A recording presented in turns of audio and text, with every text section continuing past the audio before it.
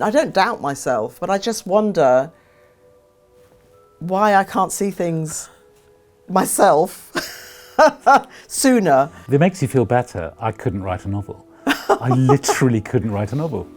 I know I couldn't, so.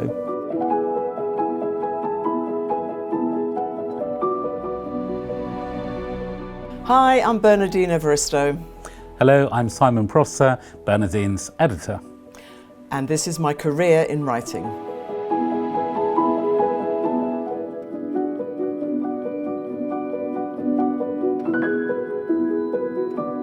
I don't know whether it's a myth that I've created or in my mind or not, but I'm convinced that I first came across Bernie at a club called the Cobden Club on Kensal Road in North Kensington on one of those club nights in the very late 90s, probably 1999.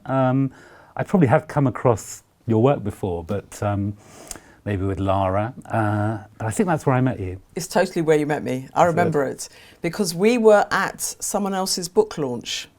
And for some reason, I ended up talking to you and we had a long chat. And I said to you that I'd published my book, Lara, and the publisher had, at that stage, disappeared, I think. So they'd folded. And I said, would you be interested in republishing it? And you said, oh, well, it's just come out and it's not going to be possible. And then I said, I'm working on a verse novel, which became The Emperor's Babe. And you said, oh, well, send it to me. But actually, it wasn't quite the truth. So I'd written some poems about this, imagining this black girl in the Roman city. And I got them all together and I sent them to Simon, and I think I might have sent a synopsis and said, yeah, this is my next novel in verse. And it was never going to be that. And I was just, doing the hustle, really. And Simon liked the idea of it, right? I did. I really liked the idea of it. And I hope you remember that. I was really blown away by it. And to this day I am. It remains one of the very best, to me, one of the very best books I've ever published. And if the house was burning down and I had to grab an armful of books, I really would grab The Emperor's Babe. I think I've said it before, I think it's a masterpiece. It's interesting because I discovered my sense of humour with Lara, but with The Emperor's Babe, I just let rip, and I was really wild, and it was actually a really exhilarating process writing it, and I did it really quickly, about 18 months, and it just almost wrote itself because I was playing around with history and contemporary society. It's very anachronistic, it's very irreverent, and I just remember loving the process of writing it, actually. It really comes across on the page. So I found at home my first edition of The Emperor's Babe, and opened it up. But in there I found this. I wonder whether you remember this. So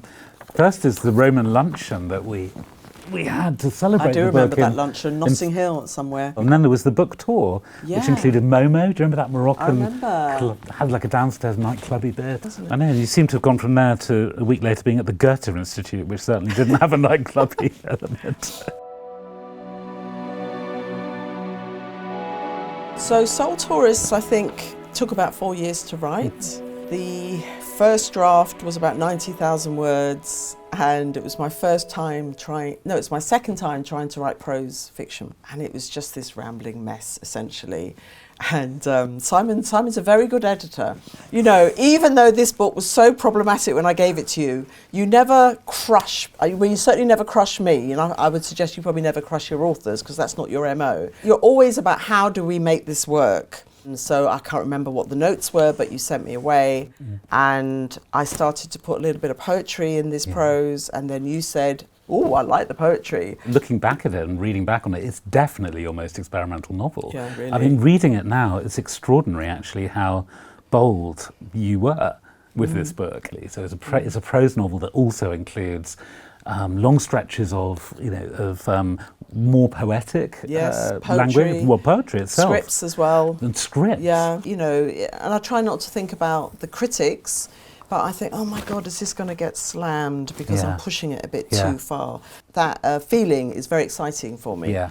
It's like standing on the precipice. Am I going to jump off, or am I going to stay in a safe place? And that's what makes a writer partly special, I think. Is that, but we need the editors who will encourage that and help us craft our work. And that's where you come in, of course. Well, thank you. Because, as writers, we get so much attention, right, hopefully. But actually, we wouldn't be doing what we're doing without the editors behind us. I wanted to write about slavery, but I wanted to do something different with it. And so then I decided I would invert it and have Africans enslaving Europeans.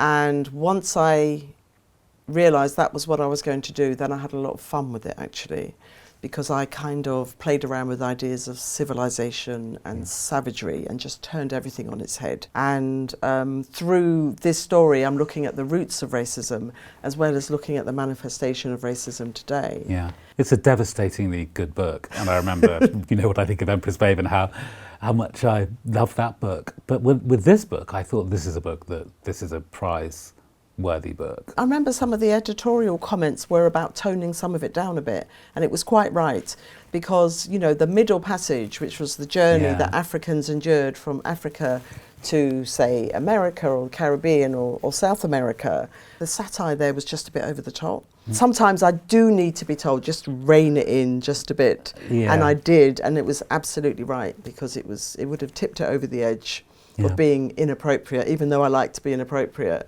I think some people may think that, because of my subject matter, that I'm a really serious, if you don't know my work, it's a very worthy writer, she's writing about these issues. But actually, I'm the opposite of that. Yeah. I like to be completely irreverent. So in between Blonde Roots and your following large-scale novel, you did write a novella. Yes. Can you remember the context of that? Yeah, Hello Mum. And it was a quick reads. So they're an organisation who ask writers to write short books for people who don't normally read novels. And so I thought, how am I going to do this? Because you have to use limited language. So I chose a 14-year-old boy who lives on an estate and wrote it in his voice, and he gets into trouble on the estate with gangs and so on. I wrote it in 3 weeks. Which is just ridiculous, because I can take 5, 6 years to write a book. We published it straight into this little slim paperback, cheap format deliberately, wasn't it? And I know for a fact that it was one of the most popular of the quick reads it books. was. I remember it coming in as almost perfect. And no editors. I think there was like a change comma or something. Exactly. What it was. So Mr. Loverman is, it's one of the most purely enjoyable of your novels, I would say. Isn't it? I sense it was very enjoyable to write, and we'll talk about that. It's also absolutely written into a space that was not inhabited, as it were, by other books. And it shines a wonderful light onto an aspect of life that is full of joy and pain and has been very overlooked for reasons you can probably describe. So I started writing the book, 74-year-old gay Caribbean man lived in London and Hackney, and it's about the end of his marriage. And his voice just emerged. It was ridiculous, And I think it took a couple of years to write this book. He just told me his story. Yeah. And that may sound strange to people who aren't writers, but that's how it was. He told me his story, and I had an absolute hoot. When I sent it to you, I thought it was finished. Yeah. I was like, okay, this is it. And you said, oh yeah, it's great. Let's have a chat. Yeah. And then we had the chat, and you said, what about Carmel, his wife? Because we only see Carmel through Barrington's perspective. I remember I got a lot of notes for this, but I didn't know how to fix it. And whatever the notes were, I would kind of like bury them somewhere until I was able to look at them again. Yeah. And then look at them and think, okay, let me do this. And always, always, always so grateful that the notes I got from you and the team made it a better book. Oh, good. I'm glad, relieved to hear that. Always. That book wouldn't have worked if Carmel wasn't there. Yeah, I'd written several books at the point I wrote that book, and yet I still, when I gave it to you, couldn't see that. So, it's like, I don't doubt myself, but I just wonder why I can't see things myself sooner. If it makes you feel better, I couldn't write a novel. I literally couldn't write a novel. I know I couldn't, so. Fusion fiction doesn't have many full stops. Exactly. and so it flows. So the ideas flow, and that's what I applied to Girl, Woman, Other. The starting point was a short story I wrote for the radio that was a verse short story, and 4 different black women, and one of them was Carol, who's in Girl, Woman, Other, and I just thought, I'm going to have lots and lots. I think initially it was 1,000 women in a book, rubbish, and then ridiculous. 1,000? Yeah, 1,000. I do remember that. And then 100, and then I started it, and then it became 12. So they were almost born out of Carol's story to begin with. So they all kind of evolved through each other, and that's how the book was written. And by the time I got to 12, it was initially 130,000 words when I gave it to you, and then I was like, that's enough.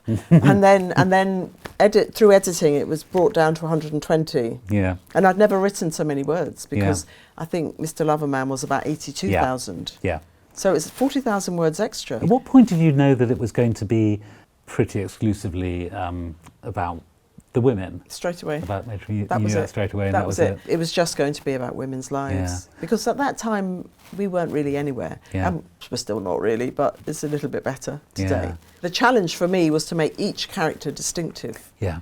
So Lara is one voice, but actually this is 12 voices. Yeah.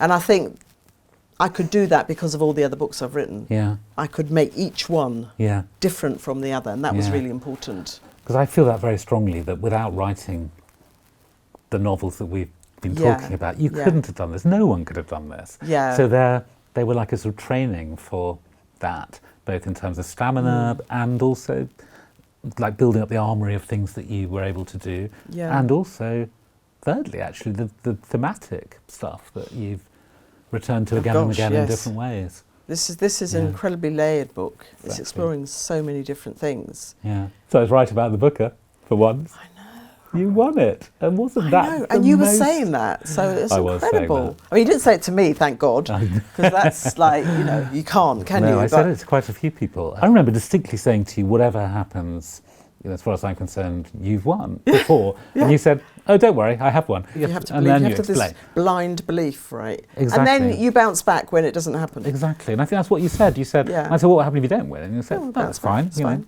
I've been shortlisted. That's been great." Yeah, exactly, and it did happen. And do you remember the whoop in the room?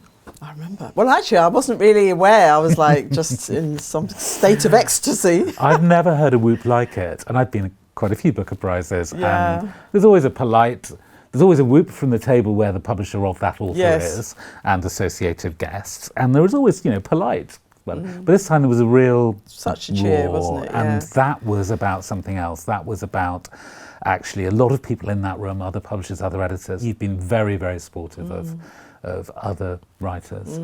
Not people I publish, people published by other people. Whether that's at festivals, whether it's in giving quotes, whether it's about creative writing course things, but you've been there embedded in that ecosystem, that culture. I don't think there was a single person in that room who was unhappy that you won. It remains one of the best nights of my life.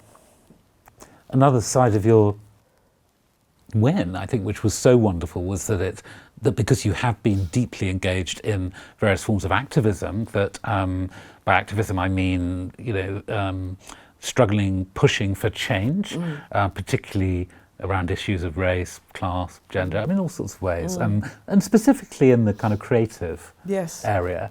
Suddenly here was a space in which to be able to make some of that change continue to happen, because actually part of that change was you winning, I think. That's emblematic of something. And then you were able to take that, and that's brought further wonderfulness, I would argue.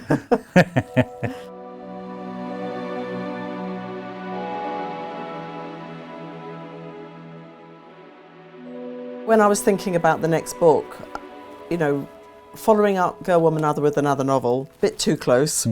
Obviously comparisons will be made, but actually writing about how I reached this point and how my life has been shaped by my creativity and creativity has shaped my life, I thought it was perfect to write about that, and that's what I've done with this book. It's very honest, frank. I know. And that's a wonderful thing. It's a good thing. Yeah. But that's also why I wrote this book, because I had been talking so much about myself. People wanted to know about my past. Yeah. And I just felt the natural extension of that would be to write about it. So a lot of what my life is being unconventional, but it has led to this point, and Yeah. I wouldn't have reached this point if I'd given up, which is why it's on never giving up. Never giving up, on Yeah. being unstoppable. Yeah, on being unstoppable. Yeah. But it's almost like, because I've reached this stage in my career, the idea of the fact that I didn't stop has so much more meaning Yeah, than before the booker. exactly. Because before the book I say I'm unstoppable, but I hadn't actually reached this point. Yeah.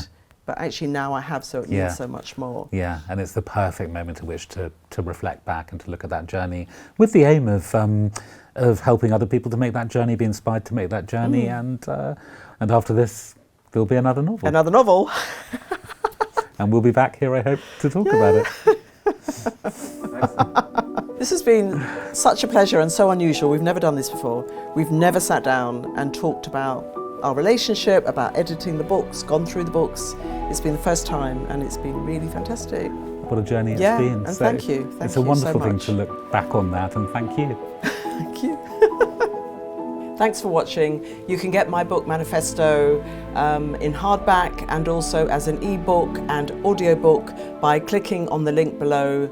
And don't forget to subscribe to Penguin below.